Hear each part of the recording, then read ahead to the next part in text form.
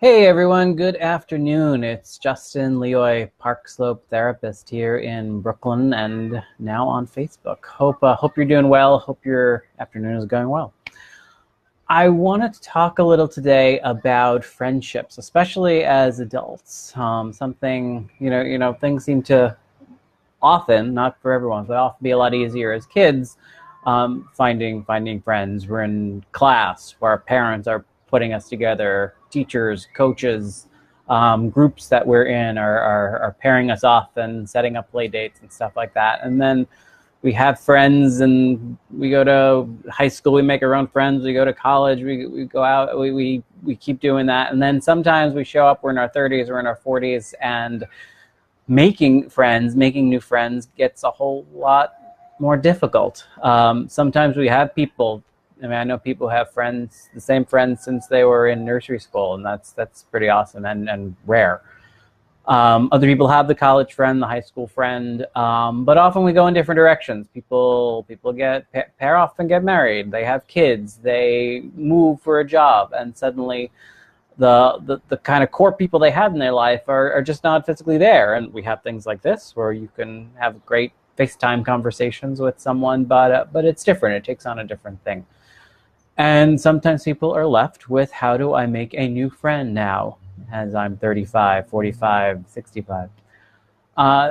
Years ago, I don't remember exact year. Let me see if I could find it. A book came out called It's like Bowling Alone by Robert Putnam.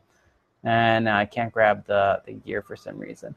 But talked a lot about how we as an American culture are more and more doing things on our own. I mean, he talked about bowling, that people are going bowling by themselves. But people show up at coffee shops, go to movies, go to the bar, go somewhere, go to dinner, and are doing things more and more on their own, which is okay.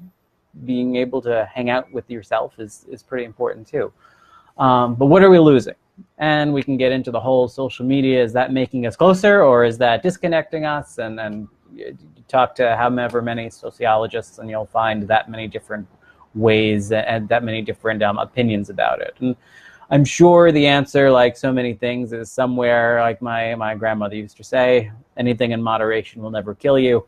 And if we can find some way of being together in the same room with each other and also online with each other, is good.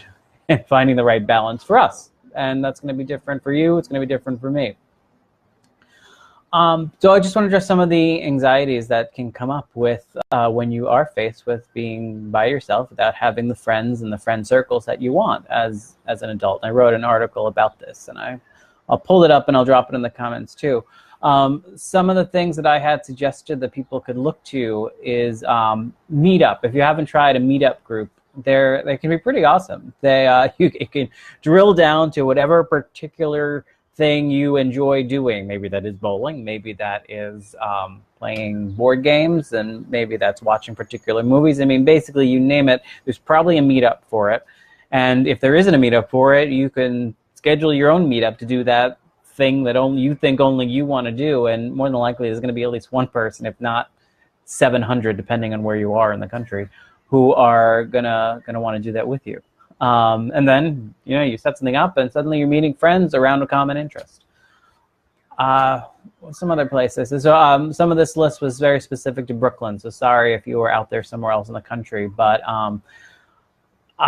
the first Saturday of the month, Brooklyn Museum has an open thing that's free, and there's all different. There's looking at art, there's listening to music, there's some talks. Again, something that you can kind of connect around, and might be something to find something in common, find someone else there. Maybe they'll talk to you, maybe you'll talk to them, and even if it's just saying, oh, that's interesting, and then suddenly you're having a conversation. You can get a cup of tea, a cup of coffee, drink if you drink, and there you are. Another thing that people don't always think about is OkCupid. You might be on this for the dating, but they also have like groups to meet up. I mean, ostensibly it's still to date and find someone there, but it's like the last one I read, I keep going back to board games, where it's people are playing a board, meet this place, play a board game, and maybe you'll get matched up with someone who's there for a date, but also very likely you're going to find someone else who might just become a friend. Whether they are the gender or sex you're looking to date or not, you might find someone to just connect with. So those are a couple of examples. I will, like I said, I'll link to the post down here if I can pull it. Let me just copy and paste it there. Yeah, if that is something you have found, if you're someone listening to this and you found some ways to connect with people and to make friends as an adult, joining a sports team is another one too. If there's a local softball league or hockey team or something and you play that sport, suddenly you are connecting with some other people. All right, but if there were some other ways of doing it, I'd love to hear how you are at least trying to connect with others in this world where we are, according to some sociologists, bowling alone more and more. All right, have a good rest of your afternoon. Bye-bye.